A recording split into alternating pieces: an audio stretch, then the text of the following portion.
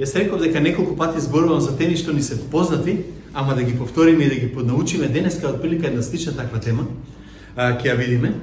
Ама ќе зборуваме за Марко 4 глава. Во Марко 4 глава има многу ствари, малку ќе ги завртам поинаку, ќе ги погледнеме, ама мислам дека ќе ни бидат на благослов. А ова што темата сум ја ставил спиеш ли мирно, ќе видите зашто сум го кажал тоа, затоа што за мене е многу важен контекстот. Контекстот во некој текст е многу битен затоа што од него ќе извлечете разни други поуки. Додека бевме на тинејџерски камп, со тинејџерите во еден ден зборувавме за светоглед, за научарите што ги ставаме и преку кој го гледаме после светот и како изгледа. Оти сите носиме научари и кога ќе ги ставиме погрешните, гледаме нешто поинаку. Сите го знаете тоа. Нели, сакам контекстот да го видиме, бидејќи контекстот ќе ни ја даде леќата, ако така смеам да кажам, во која ќе се случува ова за кое сакам да го зборувам. Го читавме текстот претходно и знаете дека Исус е тука со учениците. 12 плюс голема толпа луѓе вика дека има таму. Толку е голема толпата што тој веќе не може да се справи со нив, што влегува во чамецот и вика да се одвои малку по таму да проповеда. Значи, многу е популарен, многу луѓе има околу него, собрани се тука, ептен го притискаат. Нити пред него, нити после него нема толку популарен човек во Израел. Да го следи. Тоа е реалноста на ситуацијата тука. Зошто? Прво, им даде храна.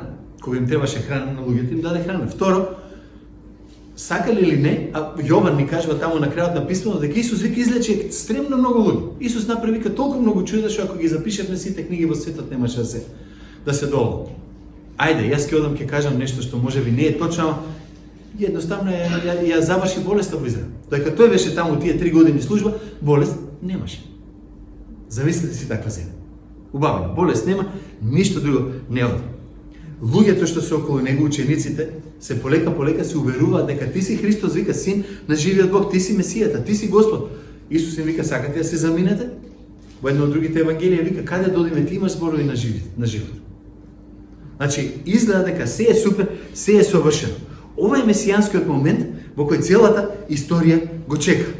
Всушност тука во известна смисла. Ама целиот овој одговор, цела оваа реакција, ако смеам да кажам, се сведуваше на експлоатација.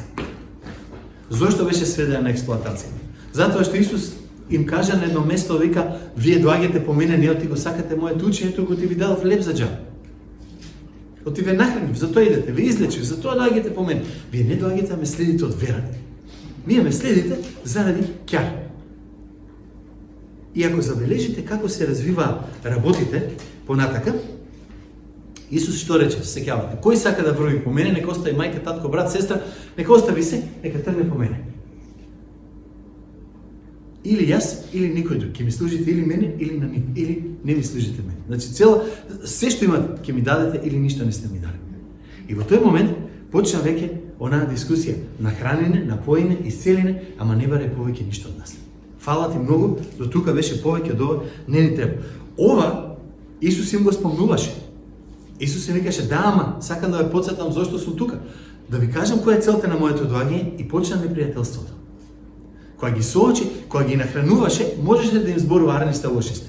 Кога ги излекуваше, можеше да каже ова е заради болест, ова е заради тешкоти, ова е заради нешто друго. Немаше проблем. Ама во моментот кога почна да зборува за греф, за покаяние, за обраќање, се свртеа против него и му стана непријатели. Реално ја учитете низ Евангелијата, ќе видите се појави едно непријателство кое полека премина во омраза и тоа не само кај раководителите, не само кај фарисеите и книжниците, туку и кај народот почна да викаат што имаме со ова, тешки со овие зборови, си замина. Сеќавате она кога зборував неговите роднини, неговата мајка, татко, браќа, сестри, мајка му, сестрите и браќата, без таткото таму, дојде да сеќавате и они мислеа дека е луд. Луѓето мислеа дека е луд. Тоа се префрли во една омраза стана и после таа омраза дојде до крајот до нараст него. Така одеше целата негова тука служба. Бидејќи знаете која беше реакцијата? Не сакаме овој човек да владее над нас. Ние не сакаме Христос да биде онај кој ќе ни каже како ќе живее. Мислам дека Џон Макартур беше првиот што во една книга го напише, тоа вика сите го сакаат Христос како спасител, ама ретко кој го сака како господар. Знаете зашто? Оти спасителот оној што ќе ми даде се што ми треба, Боже, спаси ме, А Господарот бара од мене да направам нешто што јас не ќе да го направам, да го сменам животот, да престанам да грешам, да го следам неговите заповеди. Тогаш веќе фала ти многу. Спасител, да. Господ, фала ти, не оди. Во Марко 3:6, една глава пред ова, вика, фарисеите кога излегува веднаш се советуваат со иродовците против него. Зошто? За да го уништат. Имаме политичка партија, се собира со религиозна партија и решаваат да го уништат Христос. Тоа е контекстот на Марко 4, за кој тука ние зборуваме. И затоа Исус во Матеј на едно место вика, тесна е вратата и тесен е патот и малкумина го наоѓаат. Оти некои луѓе не сакаат да го погледнат тоа што го има тука. Во Лука 13 вика, зарем само малкумина ќе се спасат? Кога Исус почне да зборува за тие ствари, и затоа во Јован во 6 глава ќе рече, веќе не одеа со него. Престанеа веќе да го следат. Ако ми треба, ако се разболам, знам кај ќе го најдам. Ако сум гладен, знам кај ќе одам, ама за повеќе од тоа фала неќе. Нели ви личи на ситуацијата во црквите денес? Ако ми треба хуманитарна, во црквата, брат, сестра. Ако не ми треба тоа, готово. Ако е болен, браќа, молете се. Шо оздрави го нема, не постои. Што е поразлично? Истата ситуација, ваму или таму, извинете ако кажам нешто што не треба. Ама знаете ли од каде беше проблемот? Проблемот беше овој. Толку многу луѓе одеа по Исус, а толку малку му верува. И учениците не беа лудаци. Им текне вика, зошто е ова вака? Зошто Бог, ако е вистина Бог, има толку малку следбеници? Зошто ако е вистина Бог, толку малку луѓе сакаат да одат по него и да ги слушаат неговите заповеди? На крај краишта 12 луѓе останав. Ајде, нека беа и 70, ајде, нека беа и уште 500. Не е важно, ама остана многу малку луѓе. Има проблем. Не им беше јасно. Малку следбеници и на крајот од тие 12 луѓе еден предарник беше. Не може а да не се запрашаат што не е во ред. Не може да не се запрашаат зошто овој проблем. Иста ситуација, патем речено со нас од црквите. Викаме, ако проповедаме вистинското слово, ако на вистина зборуваме на луѓето и сведочиме, зошто толку малку луѓе има во црква? Зошто толку малку луѓе во недела? Зошто малку вистински верници кои ќе следат Господа? Ако сме чести, мора да си го поставиме прашањето. Оти има две можности. Или ние не го проповедаме словото, како што треба, или Господ не работи. Односно не функционира. Ако имате трета алтернатива, отворен сум, ама меѓу тие две се движат работите. Да видиме каде е тука проблемот. Да почнем од основа. Во Исаја 9:6 пишуваше: дете ни се роди, син ни се даде, власта е на рамењата негови и ќе го наречат чудесен советник, Бог силен, Отец вечен, кнез на мирот. Неговата власт и мирот бескрајен ќе растат врз престолот на Давид и во царството негово, за да го утврди тој и да го зацврсти преку суд и правда од сега па довека. Ова беше што? Пророштвото за Христос, така? Христос дојде. Имаше чудесно раѓање, нели? Никој не го спореше тоа на крај. Дојде на земјата. Учениците викаат: окей, супер, нема проблем, ова е одлично. Синот дојде, детето се роди, власта не е на рамењата негови. Не управува како што царот Давид треба да води. Не му се поклонуваат сите. Не го зацврсти своето царство. Ништо не направи. Од ова што е ветен, освен што дојде. Реалноста е таа. Извинете, ама мора да се соочиме со неја. Знаете, христијанството ни дава шанса да ги погледнеме работите на овој начин. Во Исаја 45, 22 и 23, кон мене обратете се и ќе видите спасени сите краишта земји, зашто јас сум Бог и нема друг. Се колнам во себе самиот, од устата моја излегува правда, збор неизменлив, дека пред мене ќе се преклони секој колено, во мене ќе се колне секој јазик. Ова го ветува Бог. Бог е отелотворен на земјата, а ова не се случува. Ајде да ви видам. Ова е нешто со кое секој од нас, особено ние што работиме во христијанска работа, сме се соочили кога тогаш. А и сите други кои на било кој начин го споделиле евангелието со некој. Иста како ситуацијата денеска. Што да направиме, како да порастеме, како да го смениме градот, како да смениме земјата. И сите тие ствари доаѓаме до Марко 4, што е еден вид на проглас. И сакам да го погледнеме не за да најдеме алиби. Обеднаш да кажам. Целта не ми е да кажам, ево, најдовме алиби си, најдовме библиска причина зошто нешто не ни се случува. Туку сакам да не натера да размислуваме и да видиме на каде одиме или зошто го гледаме ова што го гледаме. И јас сакам да почнам малку понатака од покрајот, од поназад во главата, од средина на главата денеска. Во 4 глава 26 до 29 вика Царството Божјо прилега на човек што фрлил семе в земја па спие и станува ноќи и дења, а како никнува и расте семето, тој не знае. Зашто земјата само од себе донесува плод, прво стевленце, па клас, а потоа е полно зрно во класот. А кога ќе узере плодот, веднаш испраќа срп, зашто дошло време за жетва. Кога зборува за Царството Божјо, зборува за сфера на спасението, односно на се она што се однесува на спасението. И интересен е парадоксот на семето. Така го нарекуваат некои теолози ова нешто. Знаете што е парадоксот на семето? Кога ќе погледнете семка, децата вчера гледаат кикирики тука си играат со нив нешто таму. Ќе земете семка, семката изгледа мртва. Ако не умре семката, ако не скапе, нема да почне да расте. Ако не почне да расте, нема да даде плод на крајот. Ама во целиот тој процес, јас и ти кога ќе ја насадиме, легнуваме, стануваме, спиеме, се будиме, нема веза, ништо не знаеме од тоа што се случува. И на крајот гледаме плод. Од кога ќе изникне, ќе гледаме што се случува. Ајде, тоа веќе не е проблем. Ама до тој момент, семето е мртво. Ако го оставите на полица, ево, оставите жито на полица, ако не го издаде нешто, ќе остане како што е. Посадено како што треба, дава плод. И тоа е оној што го нарекуваат парадоксот на семето. Затоа што никој не го гледа што се случува. И тоа е исто чудото на Евангелието.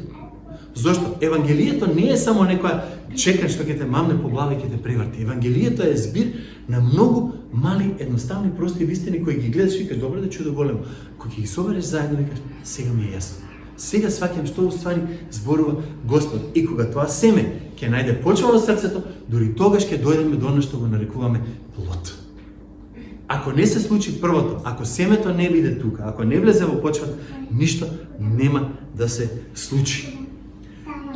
Семето расте надвор од земјоделецот, семето расте надвор од неговата сила. Патем забележете, тука не зборува за добри, за лоши земјоделци, за паметни, за умни, за современи, за гениалци, за не знам си какви. Зборува го посеа семето никна. Целата нагласка на семето. Ќе видиме малку подоцна, повторно исто нагласката е на семето. Ама овде поентата е следната. Кога садиме, ништо не може да направи. Моќта е во семето, а ќе видиме после проблемот може да биде во почвата. Ама семето само по себе нема да умре, нема да даде плод ако некој не го посее. Истото е во Јован 3. Се сеќавате, Исус му вика на Никодим таму, духот прави што сака. Во 1 Коринтијаните таму 3 глава вика Бог дава умножување. И затоа сакам една работа да спомнам тука. Животот, растежот, плодот се божествени дејства. Животот што треба да е новиот живот, растот во таа вера, плодот што ќе биде пренесување на словото од мене на некој друг, се нешта што ги прави Бог. Дај да не се лажеме дека се наша работа. Кога ќе дојдеме дека е наше, бараме метод, бараме начин, бараме систем и викаме овој начин, метод, систем ќе донесе плод. Епа да ви кажам, од оно што го гледам во Македонија досега не е вистина. Јас до сега не сум видел метод во Македонија што донел толку многу плод, што сите почнавме да го копираме. Кажете ли една таква црква? Јас ќе видам првиот што ќе се извинам јавно во следната порака, што ќе ставим овде. Не постои метод. Знаете, ваков начин, оваков начин. Нема човек кој придонесува на духовниот живот обновување, обраќање, оправдување, осветување. Сите овие работи ги прави строго и исклучиво Бог. Значи, кога некој ќе каже, ајде ќе купиме пинг-понг маса во црквата и ќе дојдат повеќе луѓе и на тој начин ќе се спасат, да не си губиме времето и парите. Не ни доаѓаат во црквата и климата не работи, да имавме air condition, па да имавме и тоа, па да имавме голем бенд, тоа ќе ги спасеше луѓето? Не ќе да е тоа работа што ќе ги спаси луѓето. Ама да имавме толкава голема сала и тој пастор да проповедаше, и тоа не ќе да е вистината. Вистината ќе е нешто друго. Дека силата и моќта за спасението и за плодот е во семето. Не во нашиот метод, а семето не е наше, ќе видиме малку подоцна. Тоа е на тоа. Повторно. Во Јован 6 глава 65 стих ми е многу јасно кажано, никој не се спасува, освен ако не го привлече таткото. Значи, до сега не сум ослободил од одговорност, не сум се ослободил себе си. Само зборуваме за основата на тоа кој уствари спасува. Не спасува проповедникот, не спасува проповедта, не спасува црквата, спасува Бог. Јован 6:65, никој не се спасува, освен да го привлече таткото. Во стих 28 вика, земјата сама од себе донесува плод. Земјата, вика, сама од себе донесува плод. Ова е многу интересно. Знаете зашто? Од изборот, таму во грчки, јас не ќе многу грчки, ама обично сакам да ги споредам нека работа ќе дојде, автомате. Зашто вика, земјата автомате си донесува плод. Земјата, вика, сама по себе, од себе си, по автоматизам ние што ќе речеме си го носи плод. Кога ќе посееш семето, оно по автоматизам ќе си умре и ќе порасне. И ќе излезе и ќе даде плод, ако има се што му треба за да го направи тоа. Не заради мене, не заради тебе, тоа му е всадено. Тоа му е тука него всадено. Во дела апостолски 12:10 е второто место кај што овој збор е употребен во Библијата. И таму вика, тоа беше Петар, кога е во затвор, и одеднаш вика, само од себе се отвори вратата и тој излезе. Истиот збор е. Не знаеш дека не прочита дека автомат има во Библијата, ама видиш има тука. Со други зборови, значи, ако смеам да кажам, сеј го семето и спеј си мирно. Ама забележете, сеј го семето. Тогаш кога ќе сееме семето, ќе спиеме мирно. Затоа што, ова сте ме чуле многу луѓе од вас тука и многу пати сум го кажал, Господ во христијанската работа секогаш го благословил мотивот на срцето. Не колку работиме, не колку сме паметни, не колку сме добри, не знам се што, мотивот на срцето бил секој пат и тој што давал благослов и што носел за Бога нешто. Мотивот. Ни апсолутно ништо друго. Ама сакам да спомнам 4 ставови кои треба да ги имаме и да ги практикуваме. До тука ќе речете супер. Нема што да правам, јас ќе си седнам, Господ нека работи, ќе си ги донесе луѓето во црквата. Не, има 4 работи кои ние мораме да ги направиме. И првото нешто е да му пристапиме на евангелизирањето со понизност. Односно на ширењето на евангелието, ако смеам да го кажам така. Гледайте што пишува тука текстот. Вели, слушајте. Ете излезе еден сејач да сее и се случи кога сееше едно семе да падне покрај патот, па долетаа птиците небески и ги исколваа. Другото падна на каменито место каде што немаше многу земја и навод го изникна, зашто земјата не беше длабока, а кога изгреа сонцето тоа свена, па бидејќи немаше корен се исуши. Некој падна на трње, израсна трњето, го задуши и не даде плод. Тука има 3 почви кои не даваат никаков плод. Тоа се 3 и потоа вика другото падна на добра земја и почна да дава плод што израсне и узре и принесе кој е 30, кој е 60, кој е 100. Тука. Не знам дали забележавте, не знам дали сте виделе некој пати клас, ама на ниеден клас нема 30, 60, 100 земја. И првото нешто што тука сака да го каже Господ е дека ќе добиете, кога го сеете семето, ќе добиете толкав плод, што ќе биде неверојатно, што никој нема да ви верува. Оти е можно. Мислам дека тоа е првата, основната поента која тука сака да ја направи. Поентата е дека евангелието може да направи нешта што ќе бидат надприродни. Силата на тоа што Бог ќе го направи кога ќе освени човек е поголема од кога што можеме да очекуваме. И затоа вика, кој има уши, нека слуша. Тука. И пак во 10 до 12 таму вика, вам ви е дадено да ја знаете тајната на Царството Божие. И повторно уште една работа, па ќе се вратам да ви довесам, 13 стих вика, зар не ја разбирате оваа парабола? Како тогаш ќе ги разберете сите параболи? Овие работи се исклучително важни. И затоа вика, слушајте, за да видите што ќе направите со нив. Ајде да почнеме што имаме тука. Имаме сејач кој го сее семето. Една многу важна работа. За мене беше шок, пак ќе ви кажам. Сејачот е само, што знам, сејач. Не е добар сејач, не е јак сејач, не е паметен сејач, не е гениален сејач. Сејачот можам да го споредам со една личност во Библијата, со оној слепородниот, кој Христос го излечи, И кога отиде, кога го видел фарисеите, кога му рекao, вика, благослови го Господа и каже, тој човек беше грешник што те излечи. Вика, ја не знам каков е. Врска си нема. Знам едно, бев слеп, сега гледам. Толку знам. Подобар евангелизатор од тоа, јас знам каков бе во мојот живот стар. Знам сега Господ што направи. Земи или остави, ама јас сум си тој. Ништо повеќе. Сејачот е небитен. Во овој случај, сејачот е само оној што е исполнил својата улога, офрлил семето.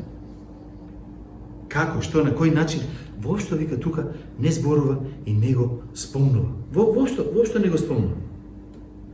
Овде. Нема разлика каков е, заради тоа што успехот не зависи од мене. Успехот не зависи од сејачот, успехот зависи од семето. Па ви враќам на тоа. И ќе ви објаснам зошто се враќам на ова. Семето е Божјото Слово и тоа е она што јас и ти го сееме. Ние го споделуваме Божјиот збор. Ние го споделуваме она што јас и ти го знаеме од самата Библија и го даваме на другите околу нас. Секој кој ќе го сподели Евангелието со 2 збора, со 3 збора, со трактатче, со брошурка, онлайн, на интернет, со проповед, седно е, го сее Словото. Го сее семето на Евангелието.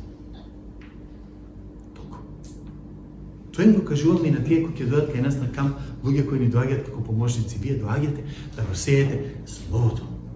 Ние нема да ги... Знаете колку е лесно да се манипулира дете да каже јас верувам? Не е тоа поентата. Поентата е ако Господ действува во срцето, плодот ќе го видиме. За ден, 2 година, месец, 6 месеци, 10 години, плодот ќе се види ако стварно сме го посејале Словото. Ако не сме, џабе сме го кажувале и бројки и не знам си што. Не е за тебе, не е колку си паметен, не е колку сум паметен. И тука е оној момент кој ќе се согласам. Да, не е битно ни школото. Не е битно ни образованието. Ни колку знаеш, ни што знаеш. Битно е, подели го Словото со друг. Кажем, ево, сподели го што го имаш внатре и ништо повеќе. Многу битната работа е дека семето е важно.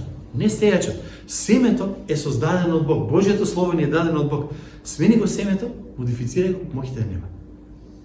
Тука е онаа поента каде што ние можеме да го промениме Евангелието, да не зборува за смртта на Господ Исус Христос, да не зборува за гревот што го имаме во срцето, туку да зборува за убави работи, за добри работи, радувај се Господ ќе те спаси, ќе ти даде мир во животот, дај ќе се молиме, ќе ти исцели Господ, сите тие супер работи, а не се соочуваме со гревот и со промената.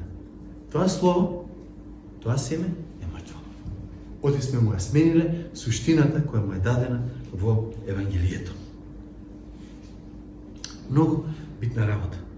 Сега, имаме семе, ни треба почва.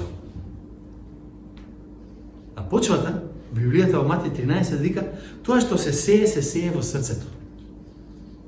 Значи, имаме сејач, имаме семе, имаме и срце, односно сејач, семе и почва.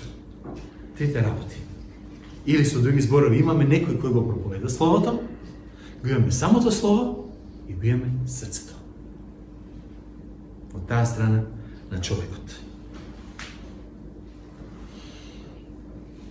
Ние, и сега повторно ќе кажам нешто, што може би нема да се согласи или ќе се согласи. Неколку типа на срца ни се представени овде. По самиот текст ќе се сетите што го читавме на почетокот. 3 срца кои не дадаа плод, 3 почви кои не дадаа плод и една почва која всушност даде плод. На тој начин беа наредени. Или, со други зборови, кажуваат срцето може да е бесплодно, или срцето може да е плодно. Почвата може да не дава плод, може да дава плод. Ама ајде, првото да го видиме срце во 15 стих, покрај посејаното, покрај патот се оние кај кои се сее Словото, но кај кои откако ќе го чујат, веднаш доаѓа сатанат и му грабе Словото посејано во срцата ними. Тоа ви она закоравено срце во Поговорки 1. Безумникот рече во срцето свое нема Бог. И ти викаш, ајде да разговараме, и тој ти вика, аз нема што да зборам. Вие се обидувате да дебатирате, да дискутирате, да дојдете до некој логички заклучок, ако не знам каков теолошки заклучок, нема ти мене што да ми кажеш, јас си знам, пријатно, фала ти многу, до тука беше. Тоа срце вика, седно е што ќе правиш. Ајде патем да спомнам уште нешто тука што ќе повторам сигурно, барем уште еднаш понатак. Каде во овој текст читате дека јас и ти треба да ги обикнуваме срцата на луѓето? Ова е сериозно прашање. Каде јас и ти сме добиле задолжение, вие, верните, што го знаете Словото, треба да го омекнете срцето на тој таму за да поверува? Не. Охрабрете се, тоа е Божја работа, не е ни моја ни твоја. Што значи, ако е Господова, ајде го ставиме, да се молиме, он да си ја заврши работата. А не јас и ти да се обидуваме на наш начин да го направиме тоа. Зошто? Ќе ви кажам зошто. Затоа што второто срце е поинтересно. Првото е закоравено, веќе готово. Исто така посејаното на каменито место се оние кои што го чуат Словото, со радост го примаат, немаат во себе корен, се непостојани, па кога ќе настане неволја или гонење заради Словото, веднаш се соблазнуваат. Ова некој го нарекол емотивно срце. Знаете зошто е емотивно срце? Затоа што пораката што ја слуша, Словото кое се сее во него, ќе ми извините, ама вакво, е отприлика вакво. Знаете, ќе дојде. Сакаш ли Исус да ти ги реши проблемите? Па сега си имам проблеми, ако некој ми ги реши, фала многу. Исус, ти, Буда, не ми е битно. Кој да, нека ми ги реши проблема. Исус, ако може, може, ако не може, ќе доголем. Да се молим Исус да ти ги реши проблемите. Ајде да се молим Исус да ми ги реши проблемите. Не е проблем. Сакаш да си среќен, сакаш да си радосен, сакаш да имаш убав живот понатака што ќе расте. Сакам. Супер. Ево ти го Христос. Алелуја. И ќе почнат проблеми. Ќе се врати дома, ќе рече јас сум верник, и одеднаш почнуваат проблемите, и вака не било баш така таа работа. И одеднаш го снемува. Одеднаш го нема и вика, го изгубил спасението. Стварно? Прво, погрешно семе е сеено во крајна сметка. Изгледа, некои пати, ако само на тоа сме останали. А ако е вистинско семе сеено, филтерот преку кој го гледал, бил погрешен. Во стилот, јас се сеќавате на почетокот што реков, манипулативно. Христос ми треба за да ми ги реши моите проблеми. Ако не ми ги реши проблемите, што ќе ми? А Христос вика, ти ми требаш да бидеш мој слуга, моје чедо, дел од моето семејство. А после јас ќе работам во твојот живот и ќе решавам вака или онака проблеми и некои работи. Фала многу, или по мој или никако, и тогаш вене. И останува никако, на крајот за жал. Тоа е емотивно срце. Сакаш да престанеш да си сам, сакаш да имаш пријатели, сакаш да припагаш негде, дојди во црква. Ние не доаѓаме за тоа во црква. Ама, седнете, браќи и сестри, читате и ќе видите колку книги има, колку ставови, колку детски книги гледаме, за тоа како Христос да ти стане прекрасен пријател кој никогаш нема те напушти. А колку малку ќе читате за оној Господ кој сака да те земе целиот, па да те обработи, да те преработи и да те направи нешто ново. После се откажал. Па се откажал, ти си му рекол, супер ќе ти биде. Исто како што луѓе се откажуваат од свирење на инструмент. Дојде, како беше она, 12 лекции да научиш гитара да свириш. Кога ќе сватиш дека за 12 лекции 2 жици не знаеш да наштимаш, се откажуваш, викаш, доста ми бил. Не пак цел живот да го поставиш во некој или не знам си што таму друго.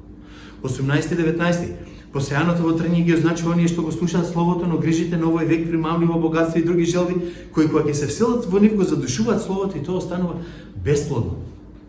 Ова е она што го викаме привлечноста на световното, ама знаете каде ние грешиме? Овде. Само еден пример. Она што го нарекуваат просперитетно евангелие. Ти само поверувај ќе бидеш здрав, богат и успешен, секи ти оди на супер. Ако нешто не ти е супер, мора да си сгрешил нешто, да го поправиме тоа нешто. Не ти оди јарно, мора да не си верен. Нешто не ти чини некој греф, имаш горе на срце. Што е поентата? Човекот кој сакува да биде здрав, богат и успешен во светот, ние викаме дојди во црквата да го добиеш тоа што го сакаш во светот. Нормално е дека тие трнија што ги има таму, ќе си ги внесеш дома и ќе те задушат. Дали ќе е надвор, дали ќе е внатре, ти ќе умреш од истата смрт. Тоа е поентата, јас барем мислам за овој текст овој. Оти во 1 Јован 2:15, знаете, вика, не љубете го светот и се што е во него. Ако некој го љуби светот, во него нема љубов од Отецот. И се овде ќе се повторам уште еднаш. Многу важно, никој од нас не може да го смени срцето на другиот. И затоа, сејачот на почетокот само го фрла семето. Каде ќе падне? Кај кој ќе падне? Што ќе падне? Не е толку наша работа. Ние можеме да кажеме во нашава нива ќе сееме повеќе, ова што е тврдото срце таму нема да тргнеме доди. И го разбирам тоа до некаде. Ама поентата не е само ние фрламе. Ние го нема. Поетата оно што го даваме. Семето, Божјето Слово. Трактатче, брошурка, радиоемисија, пост онлайн. Нешто кое му значило некому. Ама кое го пренело Словото. А не овие световни работи тука и сите работи други што ги спомнува веќе тука. И потоа, знаете, доаѓаме во една ситуација, каде што Исус вика, ако некој не ќе да се откаже од самиот себе и да ме следи, џабе му, не може ништо да направи. Не е доволно Исус да стане привлечен. Не е доволно Исус да биде решение за проблемите. Нас ни треба нешто повеќе. И знаете, не е спасение моментот кога некој каже, јас поверувам во Христос и сега сум среќен. Среќата како емоција се губи, ќе помине. Увереноста, знаењето дека некој е со мене е нешто сосема поинакво. И ајде да видиме добрата почва сега што вика. Посеаните зрна на добрата земја се оние што го слушаат Словото и го примаат и донесуваат плод. Едни 30, други 60, а други 100. Поентата е дека добрата почва е таа која е подготвена од Бог. Добрата почва е подготвена од самиот Господ Бог. Не е подготвена ни од мене, ни од тебе. Значи, затоа ние се молиме за луѓето. Затоа ние се молиме Господ да направи нешто во нечие срце, а не чека да ти кажам со овој метод, со оној метод, со овој начин на работа, ние ќе успееме да направиме А, Б или В. Не ќе може да направиме А, Б или В. Јас не сум против метод кој ќе ни помогне, може и полесно да го споделиме Евангелието. Понекогаш тоа може да биде брошура давање, понекогаш може да биде подолба на Евангелие според Јован, понекогаш ќе биде дај му храна на човек да сподели го Евангелието. Ама тоа што го правиме треба да биде начин да се сподели Словото, а не да биде начин да се покаже гледај каков метод кој ќе направи нешто и ќе донесе со успех, оти нема тука. Значи првото беше понизно да го направиме и другите три ствари ќе завршиме малку побрзо. Послушно да го направиме тоа делење на Евангелието. Да сумирам на кратко. Ние не сме одговорни за почвата на срцето на човекот. Ние не сме одговорни за Словото дури. Тоа ни е дадено од Бог. Го имаме, треба да го земеме и да го одговорни сме да го пренесеме како што е. Ние не сме кој знае како што го делиме семето, туку ние сме само сејачите. Ние ќе си сееме, ако сееме вистинско слово, Бог ќе си работи во срцата, зашто да се случи да дојде до плодот. Да не си даваме поголема одговорност или привилегија или мислење за сами себе отколку што треба. Ај второто да го видиме. Да го пристапиме на евангелизирањето со послушност. Прво беше со понизно, второто со послушност. Зар се внесува светло да се стави под поклопец или под кревет? Не затоа ли да се стави на свекник? Зашто нема ништо тајно што не ќе стане јавно, ниту пак нешто сокриено што нема да излезе на видел. Неколку работи во овој текст, овој треба цела проповед, ама сега во контекст го гледам. Сакам да го видим. Првото нешто е дека Евангелието што ни го дал Бог, Божјото Слово, Библијата, не е да ја сокриеме. Со други зборови, немој да го криеш тоа што го имаш во себе. Верник си, кажи дека си верник. Верувам во Господ како спасител, кажи го јасно и гласно. Ама ќе се смеел некој, ај ти ли судени лудаци? Може, во денешно време да ве охрабрам, нема да ви се смеат. Само ќе ви кажат 15 алтернативи други на вашето верување. Никој нема рече, верник, во Господ верувал, каков си ти? Денешното постмодерно време вика ти веруваш што сакаш, само него налагај на мене. Тоа е реалноста на ситуацијата. Денеска е тешко надвор да сретнеш екстремен, закоравен атеист. Тешко е. Ама во што верува е друга приказна. Значи тоа мора да го внимаваме. Тоа е првата работа. Значи ние мора словото го ставиме на свекникот и да го покажеме, ево го, нашето слово.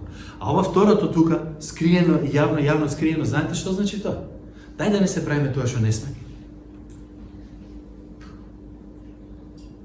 Да не се правиме тоа што не сме. Сеќавате, нели ова Исус, синот на дрводелецот, мајка му Марија, нели ги познаваме сите? Нели ова Павле, го знаеме Павле, знаеме кој беле ми направи, знаеме што направи? Или тој, сега да не споменувам по други имија, се спомнам само себе си. Го знам јас кој е тој? Точно. Знам што направи, нема проблеми тоа. Јавно е. Ама по Божја благодат ми е простено. Тоа ме прави различен. Не тоа што сум го скрил да не го види никој.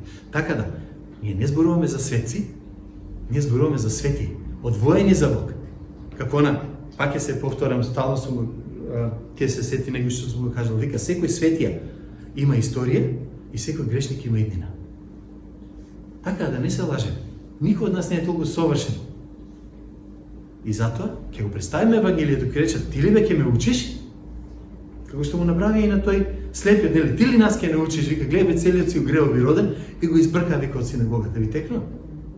И тоа да ни го каже. Окей, нема проблем. Цели сме го грео ви роден. Ама јас словото нема да го скријам под капак. Нема да го скријам. Немој да ја сокриваш по раката. Многу битна работа. Второто нешто што треба внимателно треба да пристапиме на евангелизирањето. Внимавајте на она што слушате, со каква мерка мерите, со таква ќе ви се мери, ќе ви се придодаде вам што слушате. Поентата е оваа, да не судиме кој како евангелизира. Да си го направиме нашето. Ако мојата мерка е јас, ќе кажам малку повеќе за тоа ако е мојата мерка јас, ама ако јас цело време гледам да се споредам со некој, ако јас сакам цело време да бидам како некој или да не бидам како некој, мерката што ќе ја земам, ќе ми ја приложат и мене. Не може јас да се кажам, гледате ве, вие сите какви сте, јас ќе ве мерам, а мене некој да не ми земе мерка. Френсис Шефер, еден многу убав, добар филозоф на религијата во минатото, кажа еднаш нешто, за мене беше шокантно, го чита во книга.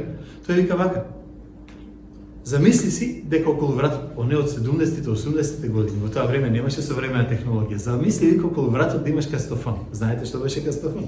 Некој не знаат сигурно. И замисли си вика Господ на крајот на животот да те суди според тоа ти што си го кажал како треба да се однесуваат луѓето и како да живеат. Не по неговиот терк, не по Божиот терк, не по Божиот стандард. Да те суди само по твојот стандард за добро и лошо, дали ќе добиеш рај. И тој аргументира таму во книгата дека вика, ние сите знаеме многу добро што треба да прават другите, ама не го правиме самите. Значи, ич да не беше Библијата, нашите собствени зборови ќе не усудат. А камо ли кога Божјото Слово е тука? Значи, муабетот е колку си ти полезен, колку сум јас полезен. Не колку е некој полезен. Тој некој 5 пари не даваме за него. Или дајте барем да не даваме 5 пари за него. Тука.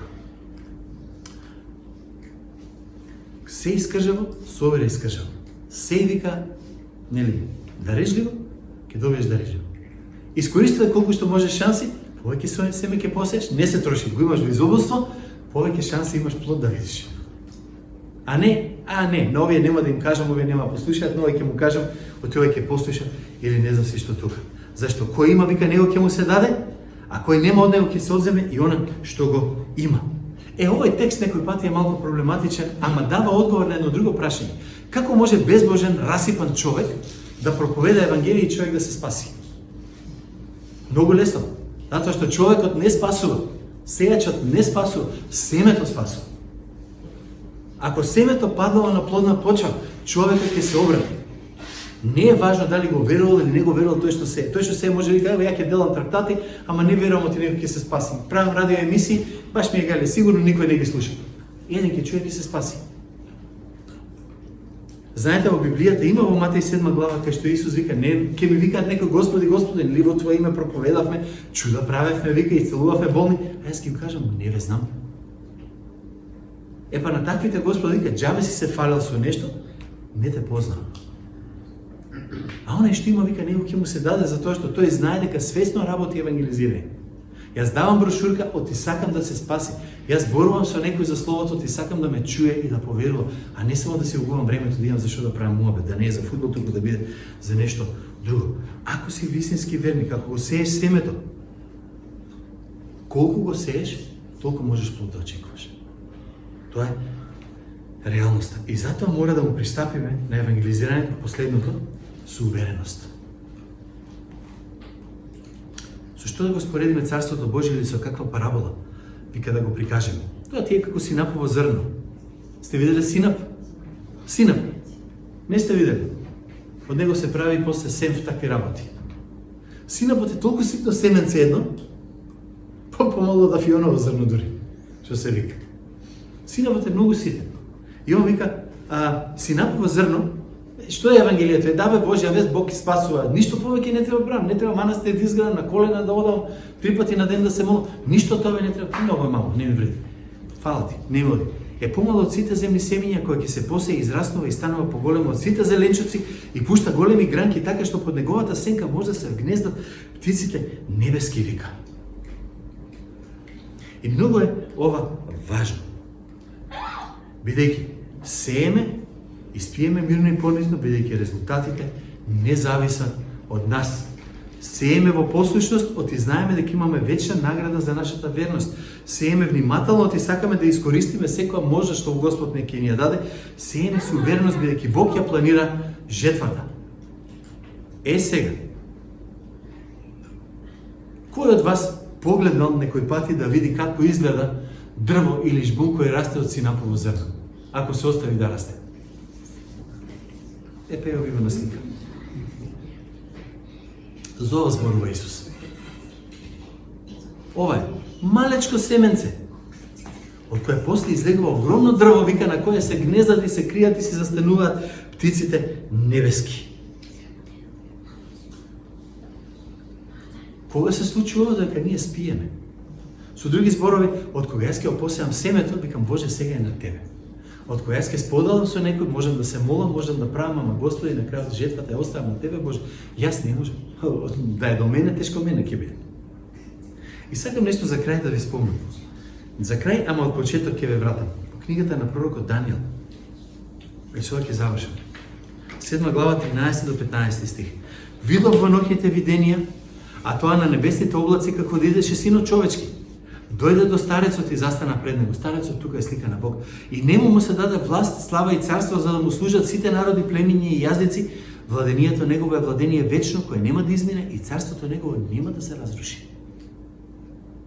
Овие зборови се повтарат потоа во книгата Откровение, каде што вика дека Бог е почетокот, Бог е крајот. Бог си знае точно што си прави и се што ќе се направи, се што ќе се случи ќе биде по неговата волја. Значи, легни, спи си мирно. Откако ќе си ја завршиш работата како сејач. Што ќе се случи со црквата? Не знам. Кога ќе излезе семето? Не знам.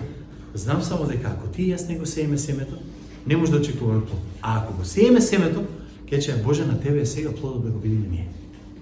Така што ќе оставиме тука, спиеме, сееме и спиеме, понизно ќе речам послушно, внимателно, со увереност. Ако е ова вистина за нас, жетвата нема да изостане. Амин.